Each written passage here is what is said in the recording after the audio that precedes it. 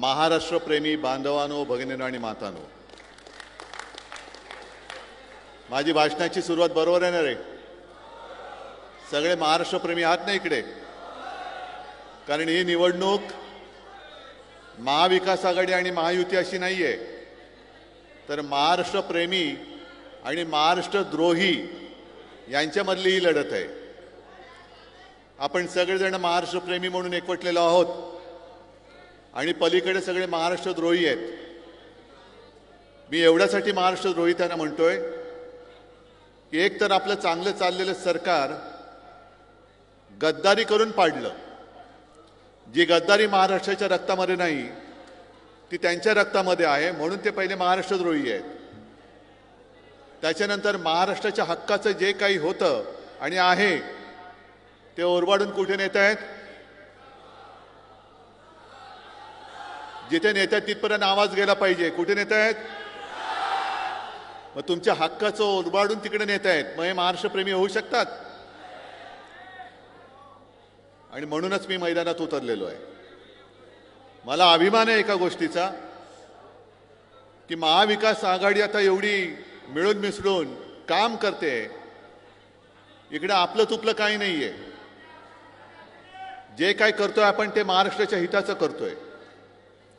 आणि वानखेडेजी, मी तुम्हाला खास धन्यवाद देतोय. गेल्या वेळेला तसं पाहिलं तर लोकसभेची ही जागा ही सातत्याने तुम्ही शिवसेनेला देत आलात, निवडून शिवसेनेला देत आलात. ठीक आहे, 19 साली जरा गडबड झाली. गद्दाराने तिकडे आधीच वाट लावली होती. आपला चांगला असलेला बालेकिल्ला त्याला त्यांनी तडा मारला, जागा गेली. पण जेव्हा यावेळीची निवडणूक आली आणि काँग्रेसने मागणी केली, मी म्हटलं ठीक आहे, उमेदवार कोण? ते म्हणाले आमचा चांगला उमेदवार आहे. म्हटलं कोण? त्यांनी वानखेडेजी तुमचं नाव सांगितलं आणि मी एका क्षणात सांगितलं दिली. एका क्षणात सांगितलं, कारण माणूस मला माहिती आहे. विधिमंडळामध्ये काम करणारा माणूस, माझ्या सोबत काम करणारा माणूस, आणि असा चांगला माणूस जर देशाच्या लोकसभेत जात असेल तर उगाच मी खेचाखेची कशाला करू? त्यांना जागा दिली. फक्त म्हटलं निवडून याल ना? ते म्हणाले साहेब 101 नाही, त्याच्यापेक्षा जेवढे टक्के लावाल तेवढे लावा, मी निवडून येणार. आणि आपण सगळ्यांनी कमाल केलीत. आपल्या हक्काच्या माणसाला दिल्लीत पाठवला. आणि त्याच्यानंतर आता त्यांना पुन्हा धन्यवाद एवढ्यासाठी देतोय. म्हटलं लोकसभा तुम्हाला दिली, बसा. म्हटलं आता मला काहीतरी पाहिजे, बरोबर ना रे? मग दर्यापूर पाहिजे. आणि त्यांनी म्हणजे काँग्रेसने सुद्धा एका क्षणाचाही विलंब न होता सांगितलं साहेब नुसती देणार नाही तर निवडून आणून देणार.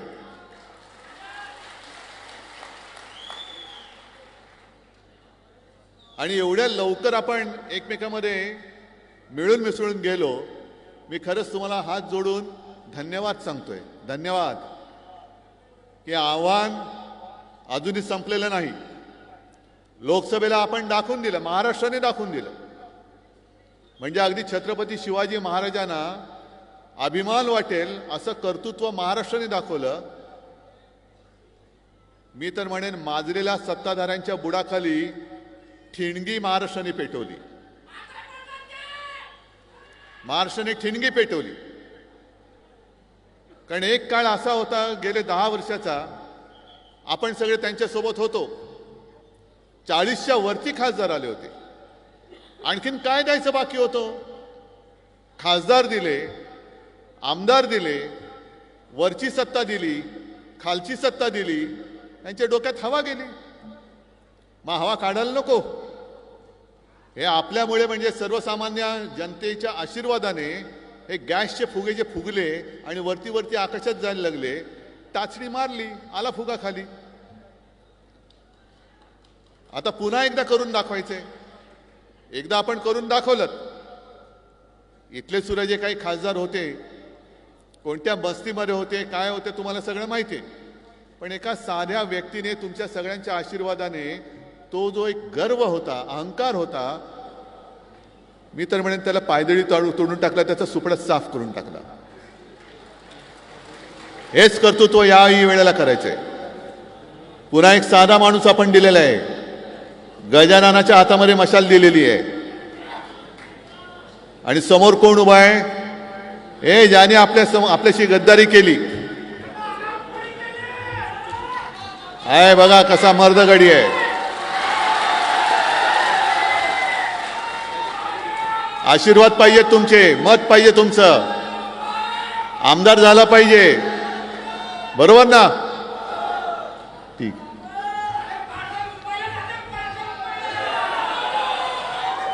मी जिथे जिथे जातोय सभेला मला भाषण करण्याची गरजच लागत नाहीये. लोक तुम्हीच बोलताय, तुम्हीच सांगताय 50 खोके एकदम ओके, गद्दारांना गाडून टाकणार, मशाल पेटवणार, हे सगळे जनताच बोलते.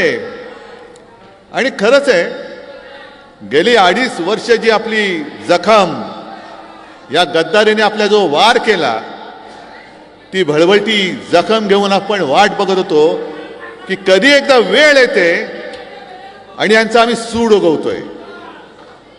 तो दिवस आता आलेला आहे, 20 तारखेला आलेला आहे. ही गद्दारी जी त्यांनी केली ती केवळ उद्धव ठाकरेशी नाही केली, शिवसेनेशी नाही केली, ही महाराष्ट्राच्या मातीशी आणि महाराष्ट्राच्या मातेशी केलेली गद्दारी आहे. काय वाईट चाललं होतं आपलं सरकार? एक तर 5 वर्ष पुरी करून द्यायला पाहिजे होतं आणि 5 वर्षानंतर बोंबलायचं होतं की मी किती काय वाईट केलं होतं ते सांगायचं होतं. पण 2.5 वर्षाच्या कालखंडामध्ये जे काम आपण करत होतो, मग ते करोनाचं असेल, शेतकऱ्यांची कर्जमुक्ती आपण केली होती की नव्हती? तुम्हाला मिळाली होती की नव्हती? मिळाली ना. पण कधीतरी एक घटना मला अशी सांगा की मी कर्जमुक्ती केल्यानंतर तुमच्या समोर येऊन मोठा शो केलेला आहे. केला कधी शो? कधीच केला नाही. याचं कारण असं की मी तुम्हाला जे कर्जमुक्त करायचं ठरवलं आणि मी करून दाखवलं, हे काय मी तुमच्यावरती उपकार नव्हते केले. मी माझं कर्तव्य पार पाडलं होतं आणि कमीत कमी त्रासामध्ये मी शेतकऱ्याला कर्जमुक्त करून दाखवलं होतं. मी म्हणजे मी नाही, महाविकास आघाडीचं सरकार, हे सगळे सोबत होते. अगदी यशोमती ताई सुद्धा माझ्या कॅबिनेटमध्ये माझी सहकारी मंत्री म्हणून होती. महाविकास आघाडीच्या सरकारने, हे जरा कॅमेरामन खाली बसला तर बरं होईल, पाठच्याने दिसेल. जरा खाली बसा, कॅमेरा ऑन ठेवा आणि खाली बसा. जरा खाली बसा ना, खाली बसा. आहेत त्यांची पण गरज आहे, त्याच्यामुळे दिल्लीकर आपली सभा बघतायत, जरा त्यांना पण त्यांचं काम करू द्या. पण मी कधी येऊन अहंकाराने मी केलं की नाही कर्जमुक्त, केले की नाही कर्जमुक्त, ही शेखी कधी मिरवली नव्हती मी. कारण मी माझं कर्तव्य केलं. मी काय माझ्या खिशातनं पैसे काढून शेतकऱ्याला कर्जमुक्त नव्हतं केलं. आज जे यांचं चाललेलं आहेत, सगळे भाऊ, सगळे म्हणजे काय 3 भाऊ, मग एक देवा भाऊ, एक दाढी भाऊ आणि तिसरा जॅकेट भाऊ. मग यांच्यामध्ये भाऊबंदकी एवढी झालेली आहे. पण एका बाबतीत त्यांचं एकमत आहे, आपण तिघे भाऊ सगळे मिळून महाराष्ट्र खाऊ. महाराष्ट्र गिळतायत, महाराष्ट्र खातायत, ओरबाडतायत. आता भले यांना महिलांसाठी प्रेम आलं असेल, बहीण म्हणून प्रेम आलं असेल, आनंदाची गोष्ट आहे. पण महिलांच्या सुरक्षेचं काय? जे रोज महिलांवरती अत्याचार होण्याच्या घटना घडत आहेत. एक काही महिन्यांपूर्वी बदलापूरमध्ये इथे जे काही घडलं, ती माता करायचं काय तिने? चिमुरड्या मुलीवरती शाळेमध्ये अत्याचार होतो, मग सुरक्षा आहे कुठे? शाळेमध्ये जर का छोट्या छोट्या मुलींवरती अत्याचार होणार असेल आणि तिच्या आईची तक्रार पोलीस स्टेशनमध्ये गेल्यानंतर कोणी दखल घ्यायला तयार नसेल, तर काय चाटायची तुमची ती 1500 रुपयाची मदत? काय करायचं त्या मदतीचं? आणि म्हणून मी परवाच्या सभेत बोललो की या तिन्ही भावांनी जर का तोंड दाखवण्यासारखं त्यांचं असेल तर त्या माऊलीला जाऊन सांगा, भेटा तिला, जिच्या मुलीवरती अत्याचार झाले ना, तिला जाऊन भेटा आणि सांगा की मी आहे तुझा भाऊ, हे घे 1500. मी पहिलं पायताण काढून तोंड तुमची अशी फोडून काढेल की माझ्या मुलीचं आयुष्य उद्ध्वस्त झालंय आणि तुम्हाला काय लाच देतोयस? सुरक्षा नाही, काही नाही, पण अचानकपणाने मी तुझा भाऊ, हे की तुला मी ओवाळणी देतो. हे असं नाटक, असं थोतांड हे महाराष्ट्रामध्ये आजपर्यंत कोणी केलेलं नव्हतं. आज मला एक बरं वाटलं की गवई साहेब, राजेंद्रजी, तुम्ही माझ्या व्यासपीठावरती आलात. मला जुने दिवस आठवले. रासू, गवई आणि बाळासाहेब एका व्यासपीठावरती होते. आमचा घरोबा तेव्हापासूनच आहे. आणि रासू साहेब घरी पण यायचे. मी लहान होतो. चर्चा त्यांच्या काय चालायच्या, राजकारण कसं चाललंय, काय चाललंय. पण ते सुद्धा मला दिवस आठवले की बाळासाहेब आणि रासू गवई साहेबांची ती जी मैत्री होती, त्या मैत्रीमध्ये त्यांनी कधी राजकारण येऊ दिलं नाही. आणि सदैव दोघंही एकमेकाचे स्नेही म्हणून उभं राहिले. भले दोन वेगळ्या पक्षात असतील, कदाचित विचारधारा वेगळ्या असतील, पण आज आपण एका व्यासपीठावरती आलेलो आहोत. आपलं उद्दिष्ट एकच आहे की आपला महाराष्ट्र आपल्याला वाचवायचा आहे. महाराष्ट्र वाचवायचा आहे. आणि महाराष्ट्रामधले जे काही संस्कार हे पुसून टाकतायत, सब कुछ मोदी, आणि जी जमीन आहे ती अदानी, नाही चालणार, नाही, अजिबात नाही चालणार. आम्ही चालू देणार नाही. तुमचे हे सगळे जे काही मनसुबे आहेत ते याच निवडणुकीमध्ये आम्ही पातळामध्ये गाडून टाकून त्याच्यावरती आमच्या महाविकास आघाडीचा झेंडा फडकवल्याशिवाय राहणार नाही. आज सगळे शेतकरी इकडे जमलेले आहेत. किती आहेत शेतकरी? सगळेच आहेत. बरं, मग मला खरं उत्तर द्यायचं. तुमच्यापैकी किती जणांना जी आपल्या सरकारने योजना सुरू केली होती, नियमित कर्ज परतफेड करणाऱ्यांना प्रोत्साहनपर 50,000 रुपये, किती जणांना मिळाले? नाही मिळाले नसतील तर असं करायला हात नका वर करू. फोटोवाले म्हणतील बघा यांना मिळाले. पीक विमा मिळाला? नुकसान भरपाई मिळाली? मग आणखीन काय? हमखास भाव, हमी भाव मिळतोय? तुमचा उत्पादनाचा खर्च वाढला की नाही वाढला? म्हणजे तुमचा पेरणीचा खर्च जो काही येतोय, शेतीचा खर्च जेवढा येतोय, त्याच्यापेक्षा जे मोदीजी म्हणाले होते की शेतकऱ्याचं आम्ही उत्पन्न दुप्पट झालंय, मला एका तरी शेतकऱ्यांनी सांगावं की होय माझं उत्पन्न दुप्पट झालंय, मोदीजींनी उत्पन्न दुप्पट केलंय, मी माझे सगळे उमेदवार हे मागे घेऊन दाखवतो. बरं, सोयाबीनला जो आपलं सरकार भाव देत होता 1,000-1,200 रुपये, मिळतोय ना तुम्हाला? 1,500 रुपये झालेत, 2,000 झालेत.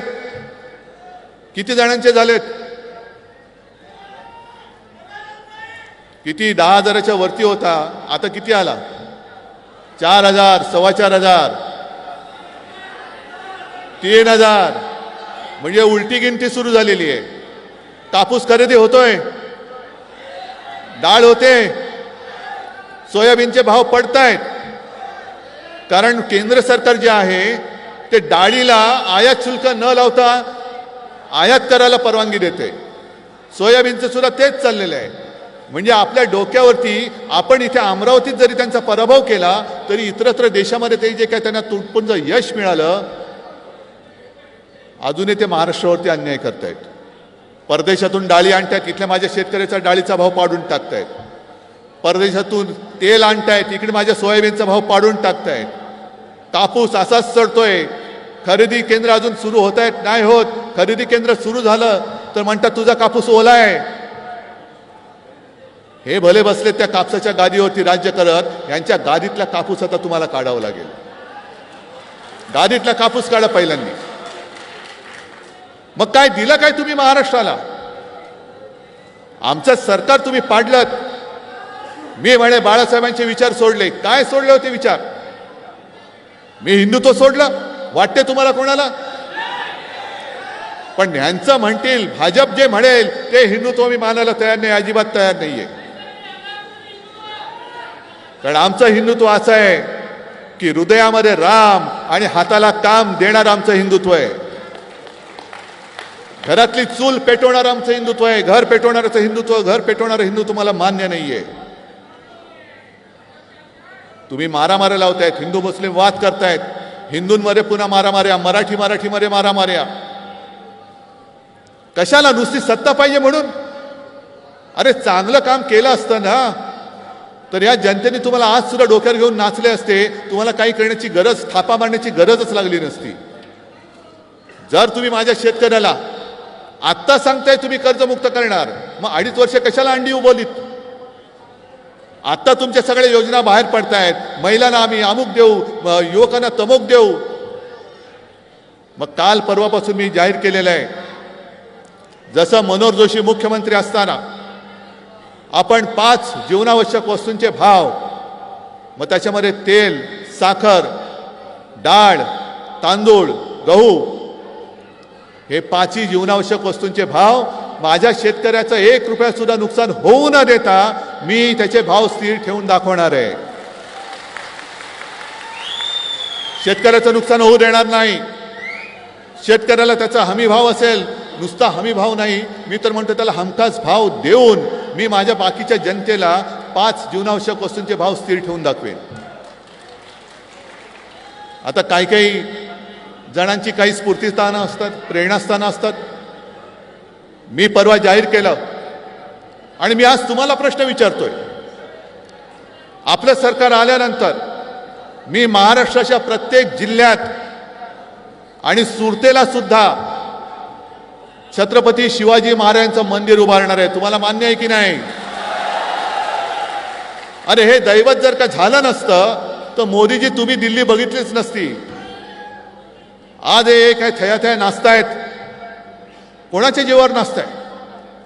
छत्रपती शिवाजी महाराजांचा तुम्ही ईव्हीएम सारखा उपयोग करता. निवडणुका आल्यानंतर गेल्या लोकसभेच्या आधी काय मोठे वाजत गाजत आमचे पंतप्रधान आले होते, कोकणात गेले आणि तिकडे पुतळा उभारला. म्हणजे सिंधुदुर्ग जो छत्रपती शिवाजी महाराजांनी बांधलाय, 350-400 वर्ष झाली तरी सुद्धा तसाच त्या सागरांच्या लाटेला तोंड देऊन तो सिंधुदुर्ग उभा आहे. आणि मग यांनी घाईघाईने तो नौदल दिन साजरा केला, एक पुतळा उभा केला आपला छत्रपती शिवाजी महाराजांचा. 8 महिन्याच्या आत तो पुतळा कोसळून पडला. 8 महिन्यात आमच्या दैवताचा पुतळा पडतो.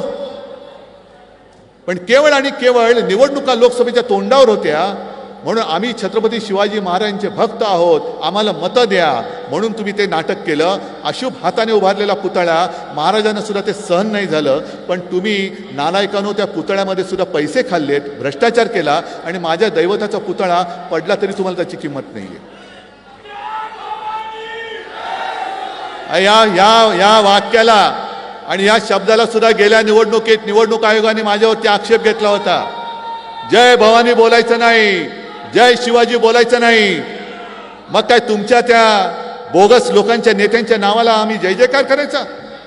आम्ही जय शिवाजी बोलणार, जय शिवराय बोलणार, जय भवानी बोलणार, जय भीम बोलणार. कारण ही सगळी आमचे दैवत आहेत. शाहू फुले आंबेडकर, छत्रपती शिवाजी महाराज यांनी केवळ महाराष्ट्राला नव्हे तर देशाला एक दिशा दिली.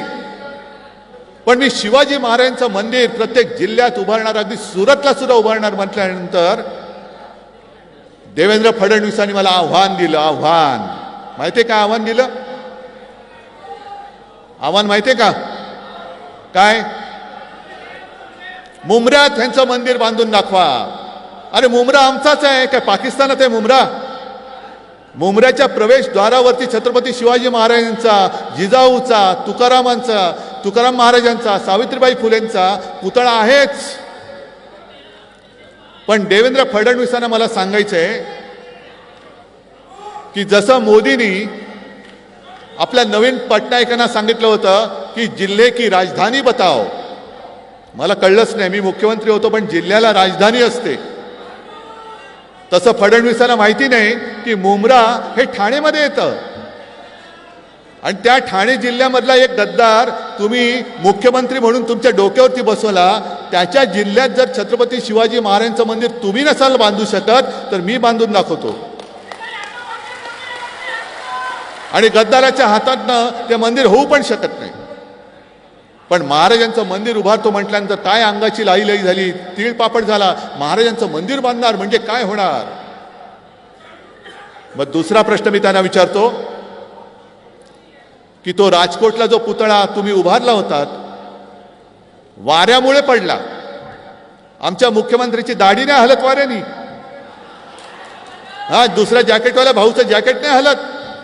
देवेंद्र भाऊंचं काहीच हलणं शक्य नाही. पण मग दुसरा प्रश्न त्यांना मी विचारतो की पुतळा पडल्यानंतर दुर्दैवी दुर्घटना घडल्यानंतर ठीक आहे, अजितदादांनी माफी मागितली, अगदी मोदींनी सुद्धा बडे बडे जसा धमकी देतात तशी गुरमीमध्ये माफी मागितली. पण देवेंद्र फडणवीसांनी अजूनही माफी का मागितली नाही? महाराजांचा पुतळा पडल्यानंतर या प्रश्नाचं उत्तर देवेंद्र फडणवीस तुम्ही पहिलं द्या. काय वाटेल ते बोलायचं? हे असं राजकारण तर चालूच राहील. पण आज मी सकाळी जसं परवापासून मी सुरुवात केली तसं आजपासून मी एक नवीन सुरुवात केलेली आहे. हा एक वचननामा खिशात ठेवील असा, त्याचं प्रकाशन मी केलं आणि मग मी तुमच्यासमोर आलो. म्हणून मला यायला थोडा उशीर झाला. काल महाविकास आघाडीच्या पंचसूत्रीचं प्रकाशन झालं, जनतेच्या चरणी आम्ही ते सादर केलं.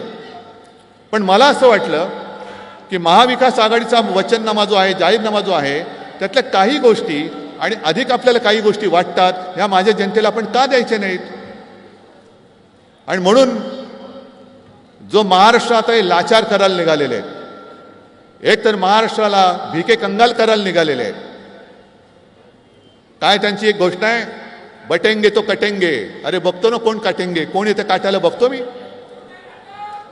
पण भाजपचा जो काय अजेंडा आहे कि बटेंगे आणि कटेंगे नहीं, हम महाराष्ट्र को लूटेंगे और हमारे दोस्तों को बांटेंगे. हम बांटने नहीं देंगे, हम लूटने नहीं देंगे. आम्ही तुम्हाला आम्हाला तोडायला देणार, आम्ही तुटू देणार नाही, आम्ही लुटू देणार नाही. माझा महाराष्ट्र मी स्वावलंबी महाराष्ट्र आणि सर्वोत्तम महाराष्ट्र करून दाखवल्याशिवाय राहणार नाही, ही शपथ घेऊन मी मैदानात उतरलेलो आहे. आता एवढंसं जे आहे हे कागदावरती काही छापलेलं नाही, ही माझी वचनं आहेत. आणि त्याला मी मुद्दामून असं म्हटलेलं आहे की कुटुंब प्रमुखाचा वचननामा. तुम्ही मला जे काही कुटुंब प्रमुख मानता, करोनामध्ये तुम्ही मला जी साथ सोबत दिली म्हणून आपण महाराष्ट्र वाचवला. मोदीजींमुळे किंवा फडणवीसांमुळे महाराष्ट्र नाही वाचला, आपल्यामुळे महाराष्ट्र वाचलेला आहे करोनामध्ये. आणि म्हणून मी एक कुटुंब प्रमुख, कारण महाराष्ट्र हे माझं कुटुंब आहे. महाराष्ट्राचं कुटुंब ही माझी जबाबदारी आहे आणि ती एकदा मी घेऊन दाखवले. यापुढे सुद्धा तुमच्या आशीर्वादाने केवळ मुख्यमंत्री म्हणून नाही तर महाराष्ट्रासाठी हिताचं जे जे करणं गरजेचं असेल ते मी केल्याशिवाय राहणार नाही, ही शपथ घेऊन मी मैदानात उतरलेलो आहे. मग याच्यात काही गोष्टी आहेत आणि त्याच्या पाठी आहे एक नवीन टेक्नॉलॉजी आहे, QR कोड. याच्यावरती तुम्ही स्कॅन केलं तर आपला वचननामा जो आहे सविस्तर तुम्हाला वाचायला मिळेल. पण 5 जीवनावश्यक वस्तूंचे भाव जे मी म्हटलं मी स्थिर ठेवणार. छत्रपती शिवाजी महाराजांचं मंदिर मी प्रत्येक जिल्ह्यात बांधणार.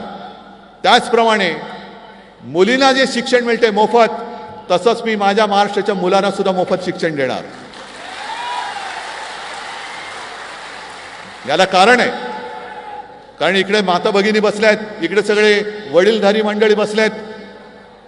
सरकारने किती पैसे देवत, पण जेव्हा स्वतःचा मुलगा स्वतःची मुलगी शिकून कष्ट करून एक रुपया जरी आपल्या आई वडिलांच्या हातात देते ना, स्वकष्टाची कमाई, त्यावेळेला त्या आई वडिलांना स्वर्गापेक्षाही जास्त मोठं सुख आपल्याला लाभल्याशिवाय वाटतं. माझ्या मुलांना, माझ्या मुलींना, महाराष्ट्राच्या मुलांना, माझ्या महाराष्ट्रातल्या मुलींना स्वतःच्या पायावर उभं करण्यासाठी जे शिक्षण आज मुलींना मोफत मिळतंय ते सगळं शिक्षण मी मुलांना अगदी उच्च तंत्र शिक्षणापर्यंत सुद्धा मी त्यांना मोफत करून दाखवल्याशिवाय राहणार नाही. शेतकऱ्यांना जर मी मुख्यमंत्री असतो ना तर माझ्या मनात विचार होता की निवडणुकीच्या आधी परत एकदा कर्जमुक्त करायचं, आणि मी करून दाखवलं असतं. पण कालच्या महाविकास आघाडीच्या जाहीरनाम्यात तेही वचन आहे की आम्ही शेतकऱ्यांना कर्जमुक्त करून दाखवू. अनेक बेरोजगार तरुण आहेत, शिकलेत, सवरलेत, पण रोजगार कुठे? गुजरातला जाणार तुम्ही, मुंबईतनं बुलेट ट्रेन अहमदाबादला जाणार. मग महाराष्ट्रातले सगळे तरुण काय मुंबईत येऊन तिकडनं बसून काय अहमदाबादला जाणार नोकरी करायला? रोजगाराचा पत्ता नाही. अरे देवेंद्र फडणवीसांना थोडी तरी लाज वाटायला पाहिजे की नागपूरमध्ये आपण टाटा एअरबसचा जो प्रोजेक्ट आणत होतो तो तरी वाचवायचा होता. विदर्भातल्या अगदी पूर्व काय पश्चिम काय विदर्भातल्या संपूर्ण विदर्भातल्या माझ्या युवकांना युवतींना त्या मिहानमध्ये टाटा एअरबस जर का आला असता कारखाना तर नोकऱ्या मिळाल्या असत्या की नाही. मग ज्या विदर्भाने आजपर्यंत तुम्हाला भरभरून दिलं, खासदार दिले, आमदार दिले, अगदी राज्य तुम्हाला दिलं, तुम्ही दिलेल्या आमदारांमुळे देवेंद्र फडणवीस कोणे एकेकाळी मुख्यमंत्री झाले होते, त्या विदर्भाची सुद्धा तुम्हाला काही पर्वा नाही. म्हणजे तुम्ही द्या, आम्ही घेणार आणि गुजरातला देणार, देणार आणि गुजरातला देणार, सगळं काही गुजरातला चाललंय. मग माझ्या या तरुण युवकांनी करायचं काय? म्हणून त्यांना रोजगार मिळेपर्यंत 4,000 रुपये महिना हे महाविकास आघाडीचं सरकार त्यांना देणार आहे. महिलांना सुद्धा जी काही योजना सुरू आहे, हे म्हणे आता टीव्हीवरती जाहिराती सुरू आहेत, अरे सरकार बदललं तर आपली योजना बंद होईल. म्हणजे यांच्या मनात पक्का आहे की यांचं सरकार बदलते आणि ते आम्ही बदलणारच. सरकार बदललं तर योजना बंद होईल. बंद नाही होणार. तुमचे 2,000 रुपये वगैरे त्याच्यापेक्षा जास्त 3,000 रुपये आम्ही महिलांना देणार आहोत. सरकारी कर्मचाऱ्यांना जुनी पेन्शन योजना जी त्यांची मागणी आहे ती आम्ही लागू करणार आहोत.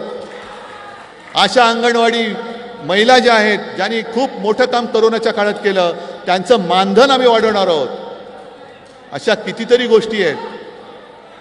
या सगळ्या गोष्टी महाविकास आघाडीचं सरकार तुम्हाला देणार आहे. पण तुम्ही मला फक्त एकच गोष्ट द्यायची आहे. देणार आहात तुम्ही? या सगळ्या गोष्टी याच्यात आहेत. एवढ्या सगळ्या गोष्टी महाविकास आघाडीचं सरकार तुम्हाला देणार आहे. पण तुमच्याकडनं मला एकच गोष्ट पाहिजे. देणार आहात काय?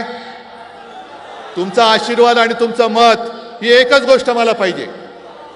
फक्त एक मत द्या तुमच्याकडनं, सगळ्यांकडनं जेवढे आलेत, आणि तुमच्या कुटुंबाचं प्रत्येक मत हे आपल्या महाविकास आघाडीला द्या. कारण आम्ही लढतोय हे तुमच्या भवितव्यासाठी लढतोय. यावेळेला इकडे थोडंसं एक चोरलेली निशाणी आणि आपली निशाणी याच्यामध्ये संभ्रम निर्माण केला जाईल. कारण त्यांना मतं खेचण्यासाठी नेता कोणच नाही. मोदींचं नाणं आता वापरून वापरून गुळगुळीत झालंय. मोदींच्या फोटोवरती मत मिळत नाही. मग त्यांना आता आपल्या शिवसेना प्रमुखांचा फोटो लावावा लागतोय. संभ्रम निर्माण करतायत. पण आपली निशाणी आता कोणती आहे? पोचले, हृदयात पोचले, घरामध्ये पोचले. आणि शपथपूर्वक तुम्ही मला सांगताय की होय आम्हाला ही मशाल निशाणी कळलेली आहे, आम्हाला पटलेली आहे. आणि मशाल निशाणी मी जाणीवपूर्वक घेतली. कारण हा सगळा खोट्याचा जो काही कारभार चाललेला आहे, हा खोट्याचा कारभार जाळून भस्म करण्यासाठी म्हणून मी मशाल तुमच्या हातात दिलेली आहे. तुम्ही आम्हाला डिवचलात, महाराष्ट्राचा स्वाभिमान डिवचलात, महाराष्ट्राच्या अस्मितेला तुम्ही तुच्छ लेखलात, महाराष्ट्राला तुम्ही तुमचं पायपुसणं समजायला लागलात. याद राखा, छत्रपती शिवरायाचा महाराष्ट्र हातात मशाल घेऊन तुमच्या कारभाराला आम्ही चोड लावून पेटून दिल्याशिवाय राहणार नाही. आणि दर्यापूर आणि अमरावती हा आपला बालेकिल्ला. आणि तुम्ही माझं पक्ष चिरलं, चिन्ह चोरलात. पण बघा ना आज माझ्याबरोबर किती लोक आलीत. तुम्ही एकटे पडलात, बाकी जनता माझ्यासोबत आली. जनता माझ्यासोबत आलेली आहे. आणि आपला उमेदवार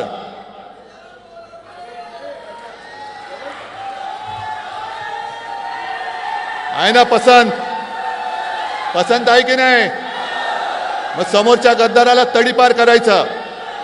आणि हा मतदारसंघ जो यांनी नासून टाकलेला आहे तो परत एकदा मजबूतीने उभा करायचा. राजेंद्रजी तुमची मदत पाहिजे, वानखेडेजी तुमची मदत पाहिजे, सगळे राष्ट्रवादीचे त्यांची मदत पाहिजे. आणि सगळ्यात मोठं म्हणजे तुमचे आशीर्वाद मला पाहिजेत. ते आशीर्वाद मी मागायला आलेलो आहे. हे आशीर्वाद केवळ आणि केवळ तुमच्या उज्ज्वल भवितव्यासाठी मी मागतोय. आणि ते तुम्ही मला द्याल एवढा आत्मविश्वास बाळगतो आणि आपली रजा घेतो. जय हिंद, जय महाराष्ट्र.